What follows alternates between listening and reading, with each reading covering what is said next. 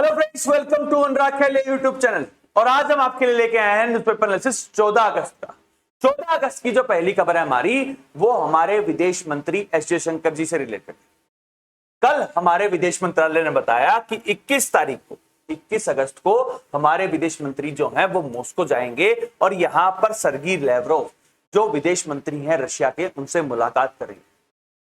यहां पर जो इंडिया और रशिया की जो विजिट है यहां पर इंपॉर्टेंट इसलिए हो जाती है क्योंकि 15 तारीख को जो डोनाल्ड ट्रंप और व्लादिमीर पुतिन के बीच में मुलाकात होने वाली है अलास्का के अंदर। यहां पर अगर रशिया यूक्रेन के बीच में किसी तरह का कोई सीजफायर होता है तो उसका इंप्लीकेशन इंडिया के ऊपर भी पड़ेगा। और जिस तरह से 25% के जो एडिशनल टैरिफ इंडिया के ऊपर लगाए डोनाल्ड ट्रंप ने, क्योंकि हम रशियन ऑयल को परचेज करते हैं, जो 27 अगस्त से लागू हो जाएगा, तो उसका इंप्लीकेशन क्या होगा ये देखने की बात है। इसी बीच में एक और डेवलपमेंट हुई है जहां पर यह पता चला है कि जो वैंग जो चाइना के फॉरेन मिनिस्टर हैं वो भी न्यू दिल्ली विजिट करने वाले हैं। और यहां पर यह विजिट इंपॉर्टेंट किस लिए हो जाती है, उन पक्षों को देखते हैं। सबसे पहली बात कि 2020 के अंदर में जो गलवान वैली इंसिडेंट हुआ था, उसके बाद इंडिया और चाइना के जो रिलेशनशिप हैं वो खराब हो गए थे। और पिछली साल जब ब्रिक्स समिट के अंदर में शी जिनपिंग और प्राइम मिनिस्टर मोदी मिले थे, तो उसके बाद दोबारा से बैक ट्रैक आया था और इंडिया चाइना के जो रिलेशनशिप हैं वो अच्छे हुए। यहां पर अब जिस तरह से जो मानसरोवर यात्रा शुरू हुई थी और जिस तरह से इंडिया ने जब चाइनीज नेशनल जो है उनको वीजा देना शुरू कर दिया है, इस बार की विजिट जो है यहां पर अब देखा जा रहा है कि जो डायरेक्ट फ्लाइट्स हैं वो भी शुरू हो सकती हैं। और इसके साथ साथ सबसे इंपॉर्टेंट बात यह है कि जो LAC है, लाइन ऑफ एक्चुअल कंट्रोल, जो है इंडिया और चाइना के बीच में, वो फाइनली डिमार्केट हो सकती है, ये कुछ एक्सपर्ट्स का मानना है। यहां पर ये विजिट इंपॉर्टेंट एक और बात के लिए हो जाती है क्योंकि 31 अगस्त और 1 सितंबर को SCO की सबमिट होने वाली है। और यहां पर SCO की सबमिट को अटेंड करने के लिए हमारे प्राइम मिनिस्टर मोदी जाएंगे चाइना। और 7 साल के बाद जब हमारे प्राइम मिनिस्टर मोदी जाएंगे तो यहां पर अब देखना यह होगा कि इंडिया और चाइना के जो रिलेशनशिप हैं वो किस तरफ जाते हैं। यहां पर एक और मेजर बात आती है कि जो 2000 के दरमियान जो एक ग्रुप बना था जिसका नाम था RIC, Russia India China group, जो 2020 के बाद जिस तरह से जो गलवान वैली इंसिडेंट हुआ था और जिस तरह से इंडिया का जो अलाइनमेंट है वो USA के साथ बढ़ता जा रहा था, जो RIC है उसकी इंपॉर्टेंस घट गई। लेकिन जिस तरह से जो डोनाल्ड ट्रंप वो पॉलिटिकल और जियोपॉलिटिकल ब्लंडर करते जा रहे हैं और एक टेरिफ वॉर जो है वो पूरे विश्व के अंदर में लगा दिया है, उसका क्या इंप्लीकेशन होगा ये देखने की बात है। ओवरऑल जो ये विजिट होने वाली है इससे बहुत ज्यादा इंपैक्ट्स आ सकते हैं और इससे रिलेटेड जो भी अपडेट होगी वो मैं आपके लिए लिया। जो नेक्स्ट खबर है हमारी, वो इंडिया सिंगापुर की जो मिनिस्ट्रियल राउंड टेबल कॉन्फ्रेंस है उससे रिलेटेड। कल मैंने आपको बताया था कि 13 तारीख को जो मीटिंग है वो ये होने वाली है और जो ये 3rd राउंड टेबल जो मीटिंग है ये हुई। यहां पर 10 अलग अलग मिनिस्ट्रीज के बीच में जो मेमोरेंडम ऑफ अंडरस्टैंडिंग है वो साइन हुए और यहां पर ये देखा गया कि connectivity, digitalisation, health care, medication, skill development, advance technology, इन सब मुद्दों के ऊपर में जो इंडिया और सिंगापुर है वो एक दूसरे के साथ है। यहां पर हमारे विदेश मंत्री एस जयशंकर जी ने बताया कि जो ये 3rd राउंड टेबल कॉन्फ्रेंस है ये बहुत ज्यादा इंपॉर्टेंट थी और यहां पर इंडिया और सिंगापुर के रिलेशनशिप जो हैं वो ज्यादा सुदृढ़ हुए हैं और आगे की तरफ इससे हम ज्यादा गेन करेंगे। वहीं एक और डेवलपमेंट हुई है जहां पर अब जो सिंगापुर है वो सोलर एनर्जी को भी हार्नेस करना चाहता है और जिस तरह से इंडिया ने एक इनिशिएटिव लिया था और इंटरनेशनल सोलर अलायंस बनाया था, यहां पर उसको ज्वाइन करने की मंशा रखता है। इसके बाद जो डेलीगेशन जिसको हेड कर रहे थे सिंगापुर के डिप्टी प्राइम मिनिस्टर और ट्रेड मिनिस्टर जो है वो उसके बाद हमारी राष्ट्रपति द्रौपदी मुर्मू से भी मिले और यहां पर इंडिया सिंगापुर के जो रिलेशनशिप है वो ज्यादा सुदृढ़ हुए। एक बात देखने की है, जो सिंगापुर है उससे जो इंडिया का रिलेशनशिप है वो ज्यादा अच्छा रहा है, जहां पर जो इंडिया और सिंगापुर के बीच में जो फ्री ट्रेड एग्रीमेंट है उसके रिलेटेड भी बातचीत होगी। अब हम चलते हैं नेक्स्ट न्यूज की तरफ। जो नेक्स्ट न्यूज है हमारी वो 15 अगस्त के सेलिब्रेशन से। 15 अगस्त 1947 को हमारा देश जो है वो आजाद हुआ था और 15 अगस्त का जो सेलिब्रेशन है वो लाल किले के प्रांगण से होता है। यहां पर आज 14 अगस्त को जो गैलेंट्री अवार्ड है वो अनाउंस किए जा सकते हैं और यहां पर अब देखा जाएगा कि ऑपरेशन सिंदूर के दौरान जिस तरह से हमारे सैनिकों ने जो साहस का परिचय दिया था और जिस तरह से देशभक्ति दिखाते हुए जो हमारे बॉर्डर सिक्योर किया था वो एक इंपॉर्टेंट रोल प्ले कर। वहीं जो डिफेंस मिनिस्ट्री है उन्होंने यहां पर स्टेटमेंट दिया कि इस बार की जो थीम होने वाली है वो होने वाली है नया भारत। यहां पर उन्होंने बताया कि जिस तरह से हमारे प्राइम मिनिस्टर मोदी का एक सपना है और ये विजन है कि 2047 में जब हम 100 जो हमारा इंडिपेंडेंस डे बनाए, जब हम एक विकसित देश हो, एक डेवलप्ड नेशन, इसी तर्ज पर जो नए भारत की थीम बनाई गई है और इस बार के जो इंडिपेंडेंस सेलिब्रेशन होगा उसके अंदर में जो थीम है वो फ्लोरल थीम होगी और यहां पर ऑपरेशन सिंदूर का जो लोगो है वो दिखाया जाएगा और यहां पर जो वाटरमार्क है उसके अंदर में दिखाया जाएगा चेनाब ब्रिज। चेनाब ब्रिज जो इंडिया और जम्मू कश्मीर को जो फाइनली जोड़ता है और जिस तरह से हमने इंडियन रेलवेज को अब कश्मीर के अंदर में हमने पहुंचाया और चेनाब ब्रिज जो है वो एक इंपॉर्टेंट ब्रिज है जो ये दिखाता है कि डेवलपमेंट जो है वो हर एक कॉर्नर तक पहुंच रहा है, इसीलिए इंपॉर्टेंट हो जाता है। इसके साथ साथ जो हमारी इंडिपेंडेंस डे है इसके अंदर में 5000 जो स्पेशल गेस्ट हैं वो इनवाइट किए गए हैं। ये 5000 जो स्पेशल गेस्ट हैं ये अलग अलग फील्ड से होंगे और यहां पर जो इंडिया का जिस तरह से अलग अलग क्षेत्रों में जो डेवलपमेंट हुई है उसको यहां पर दिखाएंगे। यहां पर यह भी देखा जा रहा है कि 2500 जो बॉयज और गर्ल्स कैडेट है उनको भी यहां पर इंक्लूड किया जा रहा है और इस बार का जो सबसे बड़ा अट्रैक्शन होगा वो होगा अग्निवीर। इस बार पहली बार यह देखा जाएगा कि जो अग्निवीर की जो स्कीम 2022 के अंदर में लाई गई थी उसके बाद पहली बार जो अग्निवीर का जो म्यूजिकल बैंड है वो यहां पर इंडिपेंडेंस डे परेड के अंदर में आएगा और यहां पर जो इंडिपेंडेंस डे है वो अच्छे से सेलिब्रेट होगा और हमारे प्राइम मिनिस्टर मोदी इससे रिलेटेड कल क्या एड्रेस देंगे, जो भी डेवलपमेंट होगी वो हम आपके लिए आएंगे। अब हम चलते हैं नेक्स्ट न्यूज की तरफ। जो नेक्स्ट न्यूज है हमारी वो इलेक्शन कमीशन से रिलेटेड है।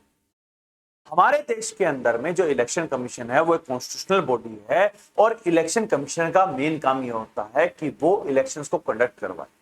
इसके साथ साथ जो वोटर कार्ड बनाने की जो प्रक्रिया है वो भी इलेक्शन कमीशन का ही काम होता है और यहां पर जो इलेक्शन कमीशन है वो बिहार के अंदर में कर रहा है एसआईआर और जो एसआईआर का मुद्दा है वो इस समय गया हुआ है सुप्रीम कोर्ट के अंदर में। ये मैंने आपको बताई थी कि 12 और 13 अगस्त को इन दोनों दिन जो सुप्रीम कोर्ट है यहां पर जस्टिस सूर्यकांत और जस्टिस बख्शी की जो बेंच है वो यहां पर सुनवाई कर रही है कि एसआईआर की प्रक्रिया जो बिहार के अंदर में हो रही है और जिसके तहत लगभग 65 लाख वोटरों के नाम जो है वो हट चुके हैं, क्या वो संवैधानिक है या नहीं। यहां पर जो सुप्रीम कोर्ट है उन्होंने कहा कि मेन मुद्दा यह आता है कि जो इलेक्शन कमीशन की पावर क्या है और सिटीजन्स के जो राइट्स हैं जो वोट करने के, इसके बीच में ही रिफ्ट है और यहां पर उन्होंने कहा कि जो पीपल रिप्रेजेंटेशन एक्ट का जो आर्टिकल संख्या 21 है वो ये बताती है कि जो रेजिडुअरी पावर कि वोटर कार्ड किस तरह से देना है, ये पावर जो है ये इलेक्शन कमीशन के पास ही है और यहां पर जो इलेक्शन कमीशन जो काम कर रहा है वो अपने दायरे में रहकर कर रहा है। इसी बीच में जो जितने भी जो एनजीओज लगी हुई हैं, ऑपोजिशन पार्टीज, उन सबके जो वकील हैं वो यहां पर ये प्रस्तुत कर रहे थे कि जिस तरह से एसआईआर की प्रक्रिया के दौरान जो आधार कार्ड, वोटर कार्ड, जो राशन कार्ड को जो इंक्लूड नहीं किया गया है ये गलत है और यहां पर जो इलेक्शन कमीशन है वो एक्सक्लूसिव काम कर रहा है ना कि इंक्लूसिव काम कर रहा है। यहां पर वकीलों का तर्क ये था कि इलेक्शन कमीशन है उसका काम ये होता है कि वोटर्स को ज्यादा से ज्यादा तौर पर इंक्लूड किया जाए, लेकिन यहां पर जो इलेक्शन कमीशन है वो उनको एक्सक्लूड कर रहा है, वो उनको निकालने का काम कर रहा है। यहां पर जो सुप्रीम कोर्ट है उन्होंने बताया कि इलेक्शन कमीशन ने 11 ऐसे दस्तावेज बताए हैं कि जो कोई भी एक दस्तावेज अगर कोई भी इंसान प्रस्तुत कर देगा और जिसका वोटर कार्ड हट गया है तो उसका वोटर कार्ड दोबारा से बन जाएगा।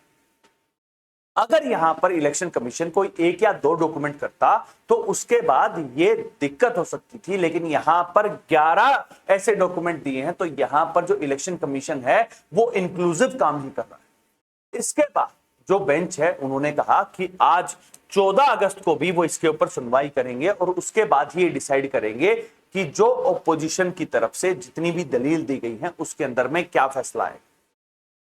इसके साथ साथ जो इलेक्शन कमीशन का जो एसआईआर का मुद्दा है वो एक पॉलिटिकल स्टेटमेंट भी बन गया,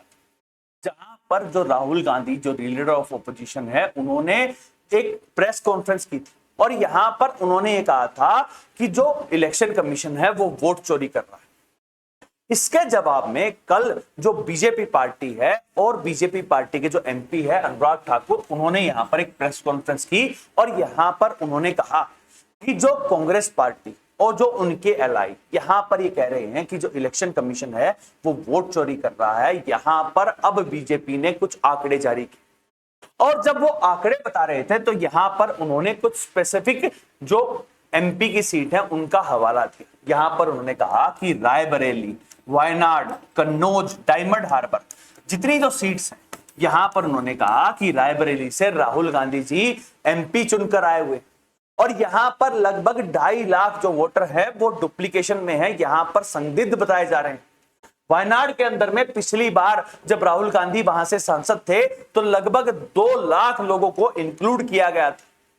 डायमंड हार्बर के अंदर में भी जिस तरह के जो राहुल गांधी जी ने क्लेम किया था सिर्फ एक विधानसभा के ऊपर में मधेपुरा के अंदर में, इस तरह के बहुत सारे जो वोटर्स है वो पाए जा रहे हैं। कन्नौज में भी ऐसा ही हाल है। तो यहां पर उन्होंने कहा कि जब कांग्रेस पार्टी 60 साल से ज्यादा यहां पर सत्ता में थी तो क्या उन्होंने वोट चोरी की?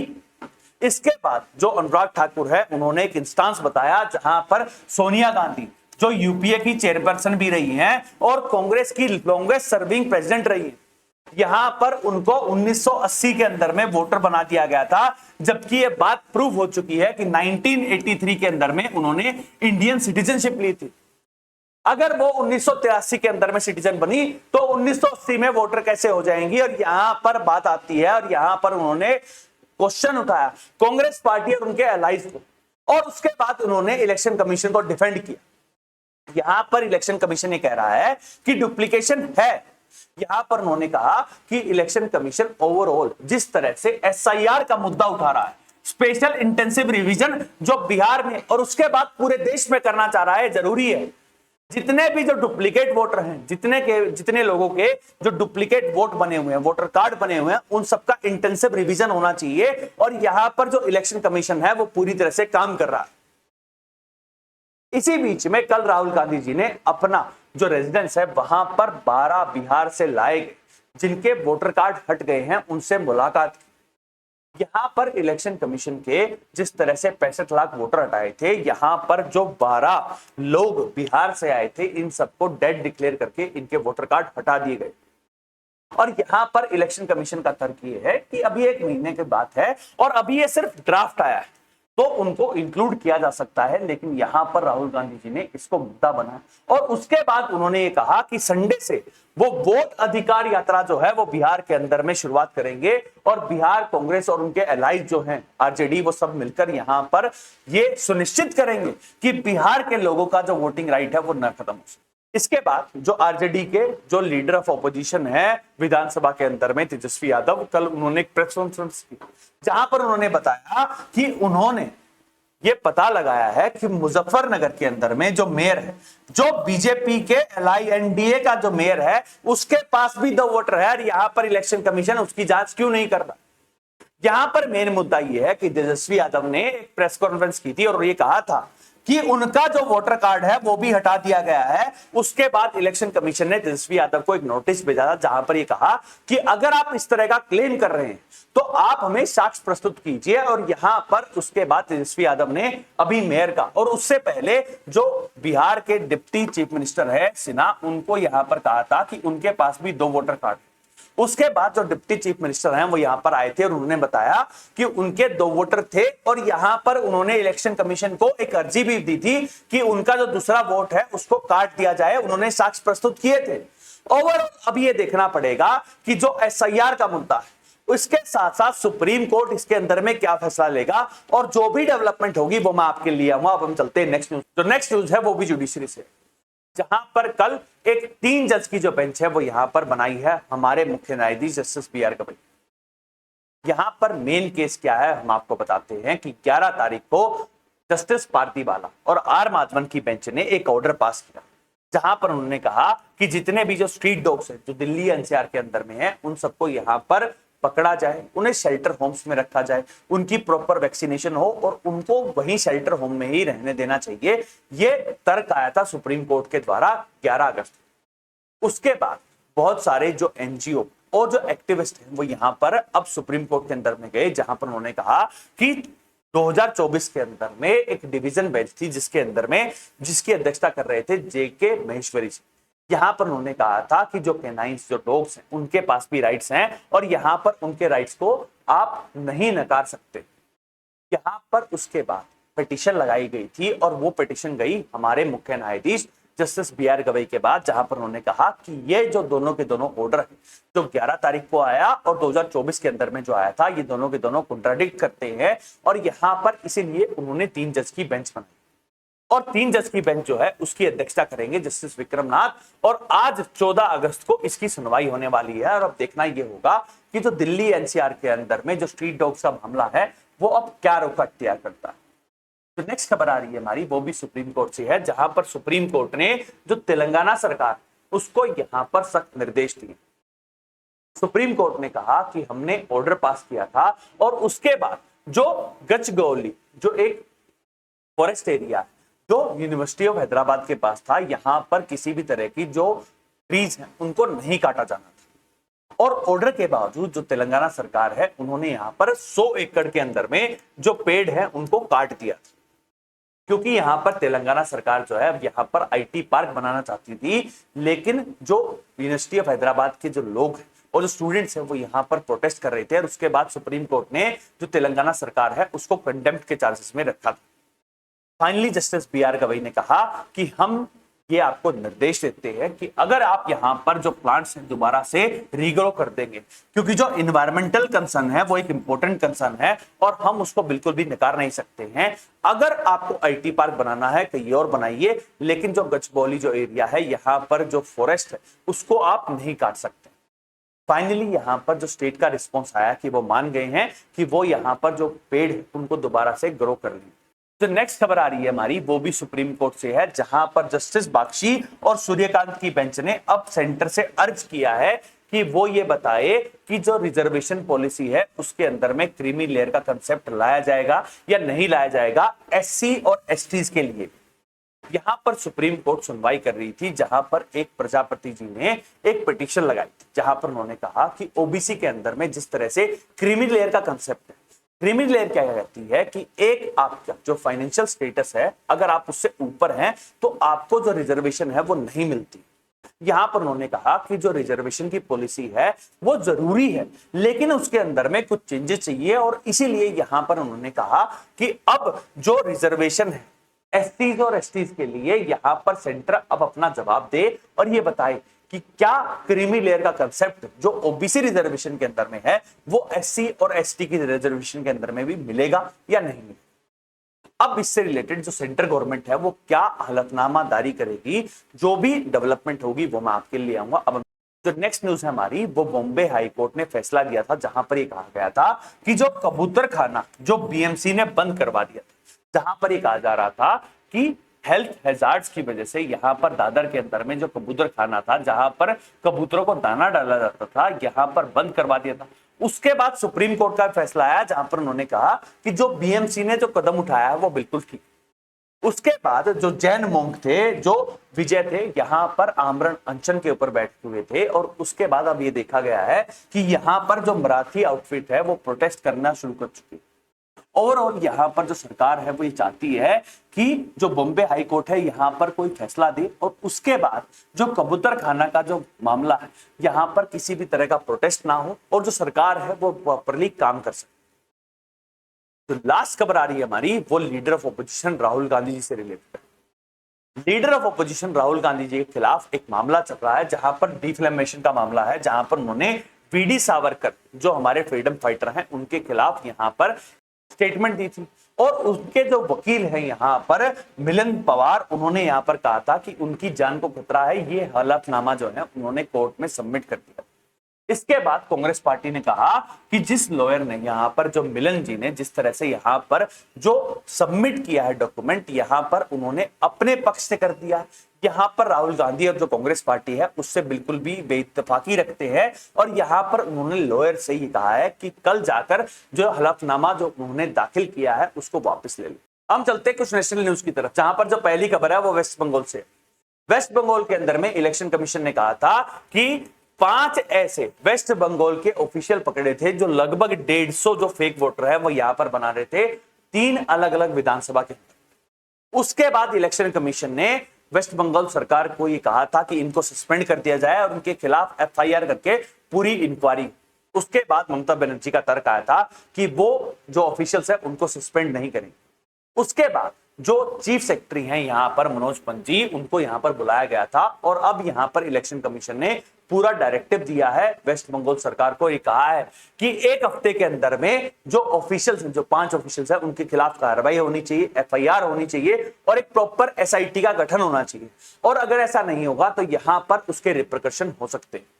जो नेक्स्ट खबर आ रही है वो भी सुप्रीम कोर्ट से है, जहां पर सुप्रीम कोर्ट ने जो सुशील कुमार है यहां पर उनको कहा है कि वो सरेंडर कर दे। मेन मामला क्या है कि 2021 के अंदर में एक रेसलर के मर्डर के केस के अंदर में सुशील कुमार जो है वो यहां पर मुख्य अभियुक्त थे और दिल्ली हाई कोर्ट ने उनको जमानत पे रिहा कर दिया था। अब यहां पर सुप्रीम कोर्ट ने कहा है कि उनकी जो जमानत याचिका है वो पूरी तरह से रद्द कर दी गई है और उनको जल्दी जल्दी सरेंडर करने की बात की। हम चलते हैं नेक्स्ट न्यूज की तरफ, वो जम्मू कश्मीर से आई है। जम्मू कश्मीर के अंदर में जो हमारी आर्म्ड फोर्सेस है वो यहां पर अब जो गश्त है वो ज्यादा कर रही है और ये सुनिश्चित कर रही है कि बारामूला डिस्ट्रिक्ट के पास जो लाइन ऑफ कंट्रोल, वहां पर किसी भी तरह की कोई भी घुसपैठ ना हो सके। यहां पर इस कार्रवाई के अंदर में 2 हमारे जो सोल्जर्स हैं वो मारे गए हैं और यहां पर एक और चीज देखी गई है कि पाकिस्तान की तरफ से यहां पर जो सीज फायर का वायलेशन हो रहा है और कवर फायर दिया जा रहा है ताकि आतंकी जो है वो कश्मीर के अंदर में आ सके। लेकिन यहां पर हमारी जो आर्म्ड फोर्सेज हैं वो पूरी मुस्तैदी से यहां पर लगी हुई। हम चलते हैं नेक्स्ट न्यूज की तरफ। जो नेक्स्ट न्यूज है हमारी वो आईसीआईसीआई बैंक से रिलेटेड। आईसीआईसीआई बैंक आपको पता है एक नेशनल बैंक है लेकिन प्राइवेट बैंक। यहां पर आईसीआईसीआई बैंक ने एक चेंज किया था जहां पर उन्होंने कहा था कि जो मिनिमम एवरेज बैलेंस जो है, जो मंथली बैलेंस होता है, यहां पर उन्होंने कहा था कि उसको बढ़ाकर उन्होंने 50,000 रुपए कर दिया था अर्बन एरियाज के अंदर में। यहां पर इसकी वजह से उन्हें बहुत ज्यादा बैकलैश देखना पड़ रहा था और यहां पर कहा जा रहा था कि जो आईसीआईसीआई बैंक है वो प्रीमियम लोगों का बैंक है, वो गरीबों का बैंक नहीं है। और उसकी वजह से जो आईसीआईसीआई बैंक को जो रिव्यू मिला, इसके बाद उन्होंने अपना जो मिनिमम एवरेज बैलेंस है उसके अंदर में बड़ी कटौती की है, जहां पर 50,000 से घटाकर अब 15,000 रुपए जो है वो मिनिमम एवरेज बैलेंस रहेगा अर्बन एरियाज में। इसके साथ साथ जो सेमी अर्बन और जो रूरल एरिया है वहां पर भी जो मिनिमम एवरेज बैलेंस है उसके अंदर में भी कटौती की गई है। अब 7,500 रुपए जो है वो सेमी अर्बन एरिया और रूरल एरिया के अंदर में 2,500 रुपए जो है वो मिनिमम एवरेज बैलेंस रहेगा। जो लास्ट खबर आ रही है हमारी वो तमिलनाडु से, जहां पर एक नया प्रेसिडेंट सेट किया गया है, जहां पर एक एमएसयू जो यूनिवर्सिटी है यहां पर कन्वोकेशन हो रही थी और कन्वोकेशन के अंदर में जो आर.एन. रवि जो गवर्नर है वो यहां पर वो कन्वोकेट कर रहे थे और जो यहां से पास करके जा रहे हैं उन सबको डिग्री प्रोवाइड कर रहे थे। लेकिन यहां पर आता है जीन जोसेफ जो एक पीएचडी स्कॉलर है। यहां पर उन्होंने अपनी डिग्री जो है वो गवर्नर आर.एन. रवि से ना लेकर उन्होंने अपने वाइस चांसलर से ली और इसका अब एक पॉलिटिकल एंगल दिखाई दे रहा है। तमिलनाडु के अंदर में जो डीएमके सरकार है और जो गवर्नर है वो एक दूसरे के आमने सामने रहते हैं। जो जीन जोसेफ है उनके जो पति हैं वो डीएमके पार्टी से जुड़े हुए हैं और इसीलिए उन्होंने आर.एन. रवि से जो कन्वोकेशन के दौरान जो डिग्री है वो नहीं ली। और यहां पर अब ये देखा जा रहा है कि जो डीएमके सरकार है वो किस लेवल पर गवर्नर का जो तिरस्कार है वो कर रही है। अब हम चलते हैं इंटरनेशनल न्यूज की तरफ, जहां पर जो पहली खबर है वो रशिया यूक्रेन का जो कॉन्फ्लिक्ट चल रहा है, इसी बीच में 15 तारीख को डोनाल्ड ट्रंप और व्लादिमीर पुतिन की बातचीत होने वाली है अलास्का के अंदर। और यहां पर जो डोनाल्ड ट्रंप है कल उन्होंने एक स्टेटमेंट दी और स्टेटमेंट के अंदर में उन्होंने कहा कि अगर रशिया अब पीस की तरफ नहीं बढ़ेगा उसके बहुत ज्यादा कॉन्सिक्वेंसेस हो सकते हैं। डोनाल्ड ट्रंप जो चाहते हैं कि रशिया यूक्रेन कॉन्फ्लिक्ट जो है वो खत्म हो जाए, जिस तरह का वक्तव्य जिस तरह की प्रेशर टैक्टिक्स डोनाल्ड ट्रंप अब रशिया के ऊपर लगा रहे हैं, अब देखना यह है कि 15 अगस्त की मीटिंग के अंदर में क्या फाइनली कोई रिजल्ट निकल भी पाएगा या नहीं निकल पाएगा। वहीं एक और तरफ जो यूक्रेन है, वहां पर जो रशिया है वो आगे एडवांसमेंट करता जा रहा है, जहां पर ये देखा गया कि पिछले 24 घंटे में जो रशियन फोर्सेस हैं उन्होंने और ज्यादा जो यूक्रेन का एरिया है वो हथिया लिया।